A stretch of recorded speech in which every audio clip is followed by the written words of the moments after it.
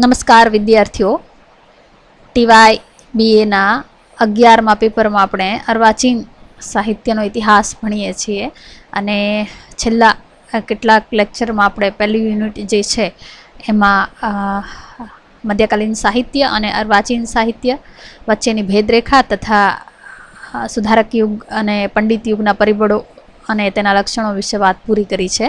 તો હવે આજે આ વિડીયોમાં આપણે જે યુનિટની વાત કરવાની છે એ બીજા યુનિટ અંતર્ગત આપણે મોટા ભાગના જે અર્વાચીન સાહિત્યકારો છે એ સાહિત્યકારોનો અભ્યાસ કરવાનો છે અને એમાંના અર્વાચીન સાહિત્યના પહેલા જે સર્જક છે એ છે કવિશ્રી દલપતરામ. હવે દલપતરામ જે છે એ એવું કહેવાય છે કે આમ તો સુંદરમે આ વાત કહેલી છે કે એમનો એક પગ જે છે એ મધ્યકાળમાં છે અને બીજો પગ જે છે એ અર્વાચીન કાળમાં છે. એટલે દલપતરામનું જે પ્રદાન છે, એમનું જે સર્જન જે છે એ જેને કહીએ કે મધ્યકાલીન સાહિત્ય અને અર્વાચીન સાહિત્ય વચ્ચેના પુલ સમાન છે. એટલે દલપતરામ જે છે આપણા મધ્યકાલીન સાહિત્ય અને અર્વાચીન સાહિત્ય વચ્ચેના પુલ અથવા સેતુ જેવું એમનું કામ છે. એટલે આ રીતે એમના સાહિત્ય સર્જનને ધ્યાનમાં રાખતા એમના સાહિત્યના જે વિષયો છે, એમનું ગદ્ય સર્જન છે એને ધ્યાનમાં રાખતા દલપતરામ જે છે એ આપણા અર્વાચીન યુગના અગ્રણી સાહિત્યકારોમાં એ ઐતિહાસિક દ્રષ્ટિએ પ્રથમ આવે છે. એમનો જન્મ જે છે એ 1820માં થયેલો છે અને એમનો અવસાન જે છે એ 1898માં થયું.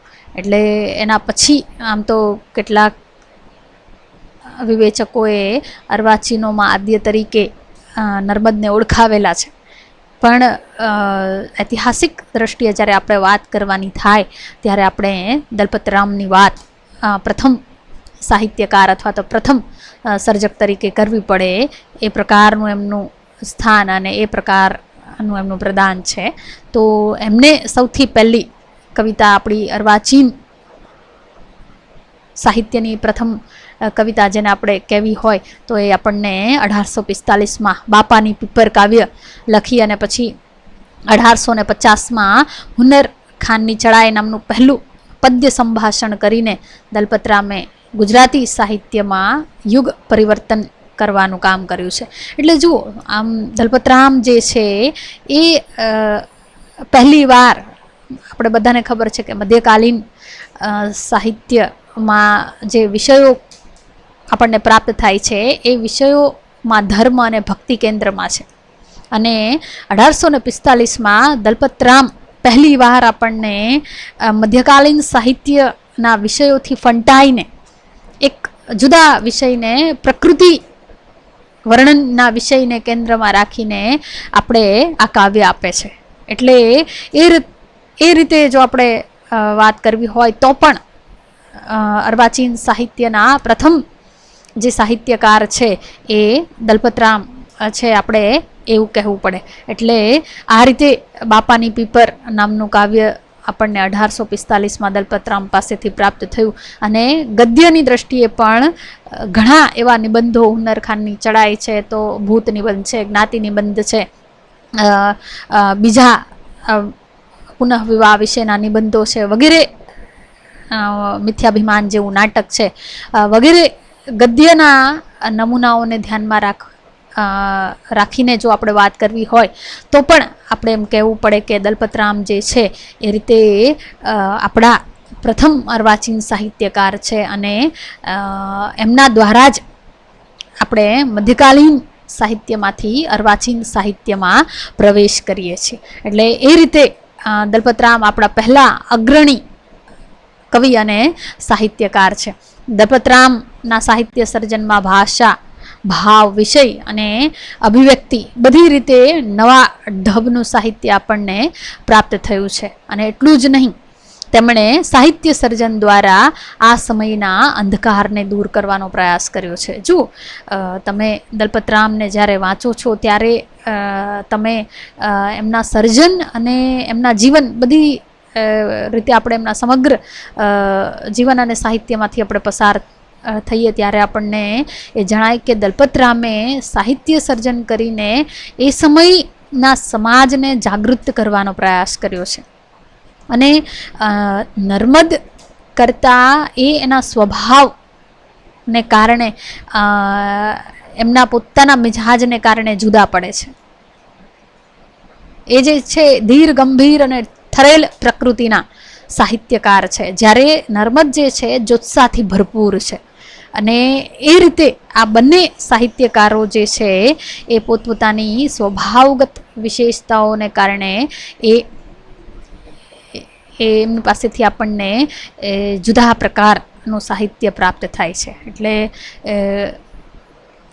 કાવ્ય ગુણોની દ્રષ્ટિએ વાત કરવાની થાય તો નર્મદનું સાહિત્ય સર્જન એ દલપતરામ કરતાં કદાચ ચડી જતું હોય, પણ જ્યારે એ ઇતિહાસમાં જ્યારે એમના સાહિત્યને એમના ગુણોની દ્રષ્ટિએ અને સંખ્યાની દ્રષ્ટિએ જ્યારે એ સમયના પરિબળોને ધ્યાનમાં રાખીને જ્યારે વાત કરવાની થાય ત્યારે આ દલપતરામ જે છે એ પહેલા ક્રમે આવે એટલું તો ચોક્કસ છે. અને એટલા માટે આપણે અર્વાચીન કવિતામાં જે સુંદરમે જે વાત કરી છે એની સાથે આપણે સહમત થવું પડે કે દલપતરામનું જે પ્રદાન છે એ મધ્યકાલીન યુગ અને અર્વાચીન યુગને જોડવાનું એમનું કામ છે. એટલે એનું કામ જે છે, એનું પ્રદાન જે છે એ સેતુ સમાન છે.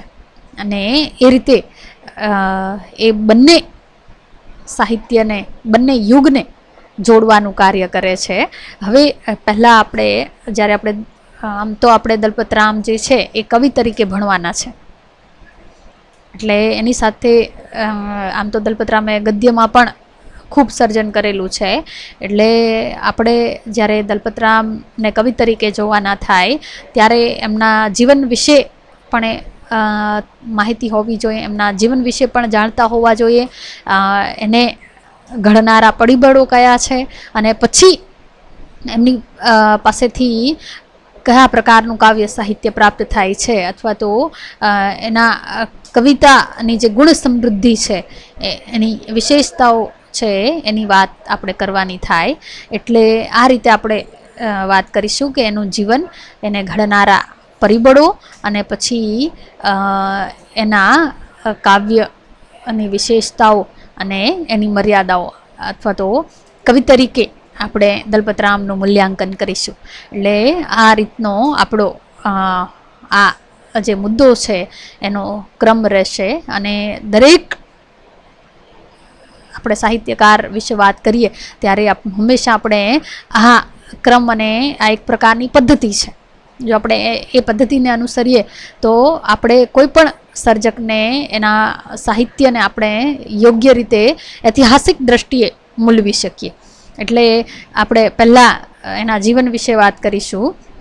તો દલપતરામ જે છે એ 1820માં વઢવાણમાં એનો જન્મ થાય છે.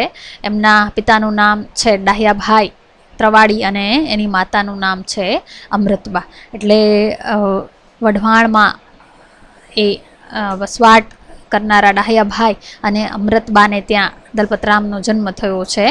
એમના પિતા જે છે એ બહુ જ કડક સ્વભાવના હતા અને એમના પિતાની એવી ઈચ્છા હતી કે દલપતરામ જે છે એ કર્મકાંડી બ્રાહ્મણ બને. અને પરંતુ પિતા જે છે ઉગ્ર અને કડક સ્વભાવના હોવાને કારણે એ અતિ શિસ્ત પાલનનો એમનો આગ્રહ એ દલપતરામના સ્વભાવને અનુકૂળ આવતો નથી. અને એના કારણે પિતા અને પુત્ર વચ્ચે સતત સંઘર્ષ થયા કરતો. અને 8 વર્ષની વયે જ્યારે એના વેદાભ્યાસનો આરંભ થયો ત્યારે આ પિતાનો જે કડક સ્વભાવ, અતિ ઉગ્ર સ્વભાવ જે છે એ સતત એના કારણે દલપતરામ જે છે એ સહી નથી શકતા અને એમને મોસાળ મોકલી દેવામાં આવે છે. અને એટલા માટે એવું કહીએ કે આ એમના પિતાનો જે કડકાઈ પૂર્ણ સ્વભાવ એના જીવનમાં વળાંક લાવનાર પરિબળ બની રહે છે. અને મોસાળમાં એ રહે છે દલપતરામ, અને ત્યાં જ જુઓ એ વેદાભ્યાસની જગ્યાએ એ જ્યોતિષ અને સંસ્કૃતનું શિક્ષણ મેળવે છે. એટલે એના જીવનમાં આ મહત્વનું પહેલું વળાંક બિંદુ બની રહે છે કે પિતા જે છે અતિ ઉગ્ર હોવાને કારણે સતત સંઘર્ષ થયા કરતો, અને પરિણામે એ સંઘર્ષને ટાળવા માટે થઈને માતા જે છે એ પુત્રને મોસાળ મોકલવાનો નિર્ણય કરે છે. અને મોસાળે રહી અને દલપતરામ જે છે એ જ્યોતિષ અને સંસ્કૃતનું શિક્ષણ મેળવે છે. અને ત્યાં જ 8 વર્ષની વયે ગઢડામાં દલપતરામને સહજાનંદ સ્વામીના દર્શનનો લહાવો પ્રાપ્ત થાય છે. આ બીજું એવું મહત્વનું વળાંક બિંદુ છે દલપતરામના જીવનમાં. એક તો પિતાનો કડકાઈ પૂર્ણ સ્વભાવ, બીજું એમના જીવનમાં વળાંક લાવનાર અથવા તો એમના જીવનને ઘડનાર પરિબળ પણ આપણે કહી શકીએ કે 8 વર્ષની વયે ગઢડામાં સહજાનંદ સ્વામીના દર્શનનો જે લહાવો દલપતરામને પ્રાપ્ત થયો, અને એના કારણે એ સહજાનંદ સ્વામીના સંસ્કારો અને એમના વિચારોનો પ્રભાવ દલપતરામ પર પડે છે. અને આ પ્રભાવના કારણે દલપતરામ જે છે એ જ સંપ્રદાયના ભૂમાનંદ સ્વામી પાસેથી આ સ્વામિનારાયણ ધર્મની દીક્ષા લે છે. અને એ જ સંપ્રદાયના દેવાનંદ સ્વામી પાસેથી કાવ્યશાસ્ત્ર અને અલંકાર શાસ્ત્ર તથા છંદશાસ્ત્રનો અભ્યાસ કરે છે.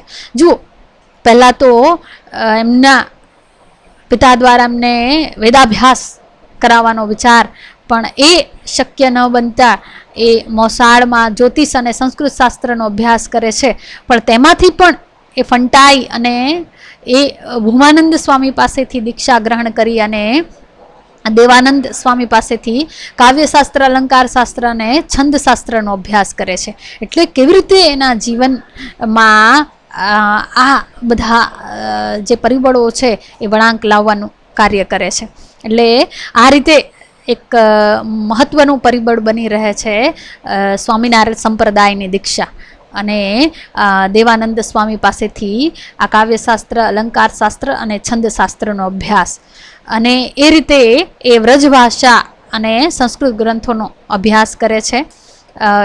આમ જુઓ તો દલપતરામને બાળપણથી જ કાવ્ય રચવાનો શોખ હતો, અને એ એક પ્રકારના શીઘ્ર કવિ પણ હતા. અને તેઓ બાળપણમાં હડુલા નામથી ઉખાણા રૂપે જે શીઘ્ર કવિતા રચાતી એ એમ જ અમસ્તા એ આનંદ અને કરવા માટે થઈ અને એ આ પ્રકારના કાવ્યોની રચના કરતા. અને એમના પુત્ર જે છે કવિ નાનાલાલ એમને એક જગ્યાએ હડુલા કોને કહેવાય એમની વ્યાખ્યા આપતા આ રીતે કહ્યું છે કે જેને મો ન હોય, જેને એવું કહેવાય કે હડુલો એટલે શું, તો હુડુડું કરતો છોડેલો કાવ્ય ગોળો, એને ન હોય મોં કે ન હોય માથું, અંત્યાનુપ્રાસ મળે પાદ પૂરતી સચોટ સચવાય, અને કલ્પનાને ધમધમ કરતી જગાડે તે હડુલ. એટલે જુઓ, અને એ પ્રકારના ઘણા બધા હડુલાઓ દલપતરામ પાસેથી પ્રાપ્ત થયા છે, જેમાંના એકાદ ઉદાહરણ વિશે આપણે અહીં વાત કરી લઈએ. તમે આપણો જે ઇતિહાસનો ગ્રંથ છે રમેશ ત્રિવેદીવાળો અથવા તો સાહિત્ય પરિષદનો, એમાંથી તમે કોઈ પણ ઉદાહરણ અહીં ટાંકી શકો. તો હું એક ઉદાહરણ તમારી સામે મૂકું છું જે રમેશ ત્રિવેદીના ઇતિહાસમાં પણ છે અને સાહિત્ય પરિષદના ઇતિહાસમાં પણ છે. સાગ ઉપર કાગ બેઠો, રથે બેઠા રાણી, બંદા બેઠા માછીએ ને દુનિયા ડહોળે પાણી. જો એટલે અહીં આ જે કાવ્ય પંક્તિઓ છે, 2 કાવ્ય પંક્તિઓ, એમાં અંત્યાનુપ્રાસનું ખૂબ મહત્વ છે. એટલે અંત્યાનુપ્રાસ સહજ રીતે સધાય તો કવિતા બની જાય. એટલે પ્રાસાનુપ્રાસનું મહત્વ દલપતરામ પહેલેથી જાણે એ પોતાની કાવ્ય રચનામાં સ્વીકારે છે. અને આપણે એમની જે નાની કવિતાઓ છે એમાં આપણે જોઈશું કે એમની કવિતાઓમાં પ્રાસ જે છે એ સાહજિક રીતે આવી જાય છે અને એ ગમે ત્યારે એ કવિતા કરી શકતા એ પ્રકારની પ્રતિભા શક્તિ દલપતરામમાં છે. બીજું મહત્વનું પરિબળ જે છે દલપતરામના જીવનમાં કે બાળપણમાં એમણે શામળની પદ્ય વાર્તાઓનું વાંચન કરેલું હતું અને શામળની જે સ્ત્રી ચાતુરીની વાર્તાઓથી ખૂબ દલપતરામ જે છે એ પ્રભાવિત થયા હતા અને એનાથી પ્રભાવિત થઈને તેમણે બે આ પ્રકારની પદ્ય વાર્તાઓનું સર્જન પણ કરી લીધું હતું. એ બે આ પ્રકારની વાર્તાઓ છે કમળલોચની અને હીરાદંતી. એવી દોહરા અને ચોપાઈમાં બે પદ્ય વાર્તાઓ પણ એમને રચી લીધેલી.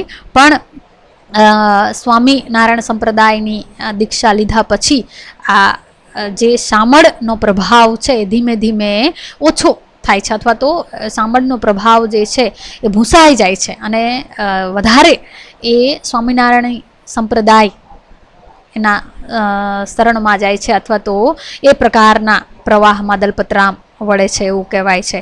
એના પછી આપણે વાત કરીએ એમ કે દલપતરામે આ સમયે 1845માં 25 વર્ષની વયે બાપાની પિંપર કવિતા લખી અને એમના જીવનની આ એક મહત્વની શકવર્તી ઘટના બની રહે છે. કારણ કે આ કવિતાથી એમની કવિતા જે છે એ મધ્યકાલીન કવિતાની અસરમાંથી છૂટી અને અર્વાચીન ગુજરાતી કવિતાને એક નવી દિશા તરફ લઈ જાય છે.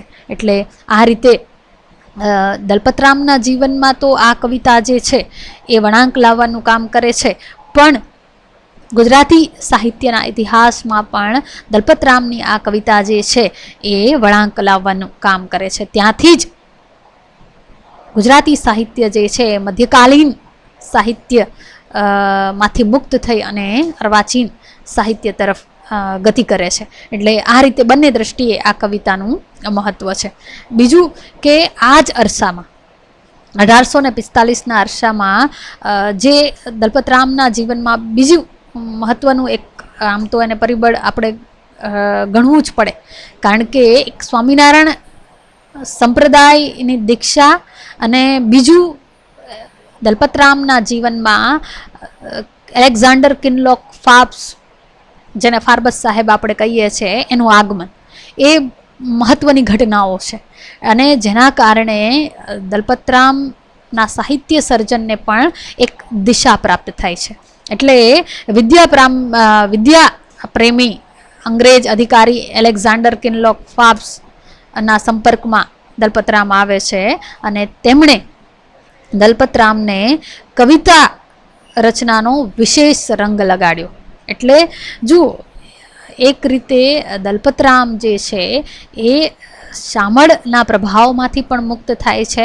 બીજું એકદમ સત્સંગનો જે એમનો પ્રભાવ હતો, સ્વામિનારાયણ સંપ્રદાયનો જે એમના પર પ્રભાવ હતો એ પણ ધીમે ધીમે ઓછો થાય છે. એટલે વ્રજ ભાષામાં એ સાહિત્ય સર્જન કરતા હતા, એમાંથી પણ ફાર્બસે એમને ગુજરાતી ભાષામાં લખવા માટેનું પ્રોત્સાહન આપ્યું. એટલે એ રીતે પણ ફાર્બસ સાહેબનું આગમન એ દલપતરામના જીવન અને સાહિત્ય સર્જનમાં એક મહત્વનું પરિબળ બની રહે છે. એટલે એમને આ પ્રકારની કવિતા રચવાનો વિશેષ રંગ લગાડ્યો અને એમના દ્વારા દલપતરામને અંગ્રેજી ભાષા અને સાહિત્યનો અલ્પાંશે પણ પરિચય થાય છે. જો નર્મદની જેમ દલપતરામ જે છે એ યુનિવર્સિટીનું શિક્ષણ મેળવેલા નથી, એ ક્યાં યુનિવર્સિટીમાં ભણવા ગયા નથી. એમને કેટલુંક આ પાશ્ચાત્ય સાહિત્ય નો પરિચય થયો એ ફાર્બસને કારણે જ થયો છે. એટલે એ રીતે એમનો જે પશ્ચિમી સાહિત્યનો પરિચય છે એ નર્મદ જેવો પ્રત્યક્ષ પરિચય નથી, પણ પરોક્ષ પરિચય છે. અને એટલા માટે આપણે એમને જે કંઈ આપ્યું છે એને આ રીતે સમય અને એમની આ જે કેટલીક મર્યાદાઓ છે એને ધ્યાનમાં રાખીને આપણે દલપતરામનું મૂલ્યાંકન કરવું પડે. ફારબસ સાહેબના સૂચન અને પ્રોત્સાહનથી દલપતરામે વ્રજ ભાષા છોડી અને હવે પછી ગુજરાતીમાં જ કાવ્ય લેખનનો આરંભ કર્યો. અને 1848માં ગુજરાત વર્નાક્યુલર સોસાયટીની સ્થાપના થઈ અને તેના મંત્રીપદે દલપતરામ નું નામ પસંદ થયું અને બુદ્ધિ પ્રકાશનું સામાયિક પણ દલપતરામના તંત્રીપદના ગ્રહણ પછી એમને આ સામાયિકની શરૂઆત કરી અને બુદ્ધિ પ્રકાશ જે છે એ આજે પણ હજી શરૂ છે. જુઓ, એટલે વર્નાક્યુલર સોસાયટીની સ્થાપના અને બુદ્ધિ પ્રકાશનો આરંભ અને એમાં દલપતરામનું જે પ્રકારનું કાર્ય છે, એમની જે સાહિત્યની સેવા છે એ અમૂલ્ય છે. તેમની સેવાના કદર રૂપે અંગ્રેજ સરકારે તેમને CIE એટલે કમ્પેનિયન ઓફ ઇન્ડિયન એમ્પાયર એનો ખિતાબ આપીને એમનું સન્માન કર્યું છે. અને આ રીતે 1898માં સ્વામી શ્રી સહજાનંદના ચરિત્રને નિરૂપતી એમની અંતિમ રચના જે છે હરિલીલામૃત એ આપી અને દલપતરામ જે છે એ 78 વર્ષની વયે આ જગતમાંથી વિદાય લે છે. એટલે એમનું અંતિમ જે પુસ્તક છે એ હરિલીલામૃત છે. અને એવું કહેવાય છે કે આ રીતે સહજાનંદ સ્વામી અને સ્વામિનારાયણ સંપ્રદાયનો એમના પર ખૂબ ઊંડો પ્રભાવ રહ્યો છે. તો એની સાથે સાથે એમના જીવન અને સાહિત્ય સર્જનમાં ફારબસ સાહેબનો પણ એટલો જ ઊંડો પ્રભાવ છે. હવે આપણે દલપતરામને ઘડનારા પરિબળો વિશે જ્યારે વાત કરવાની થાય ત્યારે આમ તો આપણે એમના જીવનની વાત કરી ત્યારે એમના સાહિત્યને ઘડનારા પરિબળોની વાત એમાં કરી જ લીધી છે. પરંતુ ફરી એકવાર આપણે અહીં વાત કરી લઈએ તો સહજાનંદ સ્વામીનું દર્શન અને સ્વામિનારાયણની સંપ્રદાયની દીક્ષા જે છે એ એમના જીવનને ઘડનારું મહત્ત્વનું પ્રથમ પરિબળ છે. કારણ કે સ્વામિનારાયણ સંપ્રદાયની દીક્ષાને કારણે જ એ કાવ્યશાસ્ત્ર, છંદશાસ્ત્ર અને અલંકાર શાસ્ત્રનો અભ્યાસ કરે છે. અને એ રીતે છંદ અને પ્રાસની હથોટી જે છે એ દલપતરામને એ આવી જાય છે. અને એટલા માટે એ સાહજિક રીતે કાવ્ય લેખન કરી શકતા હતા, કાવ્ય સર્જન કરી શકતા હતા. એવું કહેવાય છે કે દલપતરામ જે છે એને ગમે ત્યારે તમે કાવ્ય સર્જન કરવાનું કહો તો એ જેને કહે ને કે તત્કાલ શીઘ્ર કવિતાનું સર્જન કરી શકતા હતા. અને એ પ્રકારની શક્તિ એમને આ કાવ્યશાસ્ત્ર અને છંદશાસ્ત્રના અભ્યાસને કારણે પ્રાપ્ત થઈ હતી. ત્યારબાદ આપણે વાત કરી કે એ દેવાનંદ સ્વામી પાસેથી આ બધા શાસ્ત્રોનો અભ્યાસ કરે છે અને એના દ્વારા જ એ કાવ્ય સર્જનમાં પ્રવૃત્ત થાય છે. એના પછી એમના જીવનને, એમના સાહિત્યને ઘડનારું બીજું મહત્ત્વનું જે પરિબળ છે એ એલેક્ઝાન્ડર કિનલોક ફારબસ સાહેબનો સંપર્ક અને એમની મિત્રતા. જો આપણે વાત કરી આગળ કે દલપતરામના જીવનમાં ફારબસ સાહેબનો પ્રવેશ જે છે એ મહત્ત્વનું વળાંક બિંદુ બની રહે છે. એક તો સહજાનંદ સ્વામીના દર્શન અને સ્વામિનારાયણ સંપ્રદાયના પ્રભાવને કારણે દલપતરામ જે છે એ વ્રજ ભાષામાં સાહિત્ય સર્જન કરતા હતા. તો ફારબસ સાહેબના સંપર્કને કારણે એમના કહેવાથી જ એ વ્રજ ભાષાને છોડી અને ગુજરાતીમાં સાહિત્ય સર્જન કરતા થયા. એટલે આ જે છે કદાચ એવું આપણે એવું કહેવું હોય તો કહી શકીએ કે ફારબસ સાહેબ જો દલપતરામના જીવનમાં ન આવ્યા હોત તો એ હજી કદાચ વ્રજમાં જ લખતા હોત, એવું બની શકે. એટલે એક મહત્ત્વનું વળાંક બિંદુ છે કે ગુજરાતીમાં આપણને દલપતરામ પ્રાપ્ત થયા, ગુજરાતીમાં દલપતરામની કવિતાઓ આપણને પ્રાપ્ત થઈ, એમાં ફારબસ સાહેબનો મહત્ત્વનો ફાળો છે. એમને ગુજરાતીમાં લખવાની પ્રેરણા આપી. અને આપણે જોઈએ છે કે ફારબસ સાહેબના અવસાન દ્વારા દલપતરામને કેટલો ઊંડો આઘાત લાગ્યો હતો, કેટલો તીવ્ર આઘાત લાગ્યો હતો. અને એના કારણે જ દલપતરામ જે છે એ ફારબસ સાહેબને કેન્દ્રમાં રાખી અને ફારબસ વિરહ નામનું એક પહેલું ગુજરાતીનું પહેલું કરુણ પ્રશસ્તિ આપણને આપે છે. એટલે એ પણ શક્ય બન્યું છે ફાર્બસ સાહેબને કારણે. એટલે પહેલું આપણને કરુણ પ્રશસ્તિ પ્રાપ્ત થયું એમાં પણ આ રીતે પરોક્ષ રીતે પણ ફાર્બસ સાહેબનો જે ફાળો છે એ મહત્વનો છે. દલપતરામ અને ફાર્બસ સાહેબની મિત્રતા, એમની ગાઢ મિત્રતા અને એમના જીવનમાં ફાર્બસ સાહેબનું જે સ્થાન હતું અને એના જ કારણે ફાર્બસ સાહેબના જતા એ દલપતરામ જે છે પોતાના મિત્રને ઉદ્દેશીને એમને આ રીતે આ એક પ્રકારનું કાવ્ય સર્જી અને એમને શ્રદ્ધાંજલિ આપે છે. હવે એના પછીનું જે મહત્વનું મતલબ આ એક તો થઈ કે ગુજરાતીમાંથી એ વ્રજમાંથી ગુજરાતી ભાષામાં લખવા માટે એને પ્રેરણા આપે છે ફાર્બસ સાહેબ. એની સાથે બીજું પણ સુધારો, દેશ પ્રેમ અને રાષ્ટ્રપ્રેમ જેવી ભાવના એ પણ ફાર્બસ સાહેબના સંપર્કને કારણે જ દલપતરામમાં વિકસે છે. કારણ કે એમની સાથે રહી અને કેટલા જેમ કે રાસમાળાનું આખું કાર્ય જે છે એ ફાર્બસ સાથે રહીને દલપતરામ કરે છે. અને સતત એકબીજાનો સહવાસ જે છે એના કારણે સુધારો, દેશ પ્રેમ, રાષ્ટ્રભક્તિ વગેરે જેવી ભાવનાઓ જે છે એ દલપતરામમાં આ રીતે ફાર્બસ સાહેબની મિત્રતા દ્વારા વિકસે છે.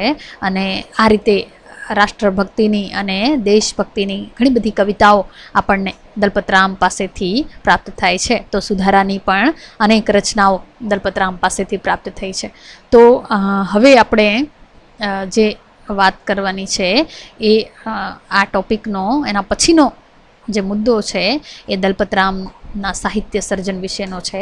આમ તો આપણે કવિ તરીકે દલપતરામ ભણવાના છે, પણ જ્યારે આપણે કોઈ કવિની વાત કરતા હોઈએ ત્યારે એના સમગ્ર સર્જનથી આપણે પરિચિત હોવા જોઈએ. તો પહેલાં આપણે એનું ગદ્ય સર્જન જોઈ લઈએ. દલપતરામના ગદ્ય સર્જનમાં પહેલો એમની પાસેથી ભૂત નિબંધ પ્રાપ્ત થાય છે 1850માં. ત્યારબાદ એમની પાસેથી જ્ઞાતિ નિબંધ પ્રાપ્ત થાય છે 1851માં. ત્યારબાદ બાલ વિવાહ નિબંધ, પુનર્વિવાહ નિબંધ, દેવજ્ઞ દર્પણ, લક્ષ્મી નાટક જે 1850માં એમની પાસેથી પ્રાપ્ત થાય છે. ત્યારબાદ મિથ્યાભિમાન નામનું બહુ જ ખૂબ પ્રસિદ્ધ નાટક જે આજે પણ ભજવાય છે, એ પ્રકારનું તખ્તા લાયકીની દ્રષ્ટિએ સફળ કહી શકાય એ પ્રકારનું નાટક દલપતરામ પાસેથી 1869માં પ્રાપ્ત થાય છે. ત્યારબાદ તાર્કિક બોધ નામની એક વાર્તા સ્વરૂપે કહી શકાય એવું પુસ્તક એમની પાસેથી પ્રાપ્ત થાય છે. આ જે છે એ દલપતરામનું ગદ્ય સર્જન હતું. અને હવે એમના કવિતા સર્જનની વાત કરીએ તો દલપતરામની જે સમગ્ર કવિતાઓ છે, જે ટૂંકી અને નાની નાની કવિતાઓ છે, એ દલપત કાવ્ય ભાગ અને 1-2 સંગ્રહાયેલી છે. પહેલો ભાગ જે છે દલપત કાવ્ય જેને શીર્ષક આપવામાં આવ્યું છે એ 1879માં પ્રકાશિત થયો. અને ત્યારબાદ દલપત કાવ્ય ભાગ 2 એ 1926માં પ્રકાશિત થયો. ત્યારબાદ કેટલીક લાંબી કાવ્ય કૃતિઓ દલપતરામ પાસેથી પ્રાપ્ત થઈ છે. અને આ જે કાવ્ય કૃતિઓ છે એ ખૂબ લાંબી રચનાઓ છે. અને એ પ્રકારની પહેલી કાવ્યકૃતિ છે વેન ચરિત્ર, ત્યારબાદ હુન્નર ખાનની ચડાઈ, ત્યારબાદ હંસ કાવ્ય શતક, ફાર્બસ વિરહ, રાજ વિદ્યાભ્યાસ અને માંગલિક ગીતાવલી. આ જે અને અહીં હરિલીલામૃતની વાત પણ આવી જાય. આ જે કવિતાના સંગ્રહો છે એમાં નાની કવિતાઓના સંગ્રહો પણ છે દલપત કાવ્ય ભાગ 1 અને 2માં. અને એના પછી લાંબી રચનાઓ છે. એ દ્વારા દલપતરામનું કાવ્ય સર્જન જે છે એ આ રીતે પ્રસિદ્ધ છે. અને કવિ તરીકે જ્યારે આપણે દલપતરામની હવે વાત કરીશું, એમની કવિતાની વિશેષતાઓને મર્યાદાઓની વાત કરીશું, જેના દ્વારા આપણે દલપતરામને કવિ તરીકે મૂલવીશું. એ પછી હવે પછીના વિડીયોમાં આપણે એની વિગતે ઉદાહરણો સાથે વાત કરીશું અને અહીં સુધી આપણે વાત અત્યારે અટકાવીએ છીએ. અસ્તુ.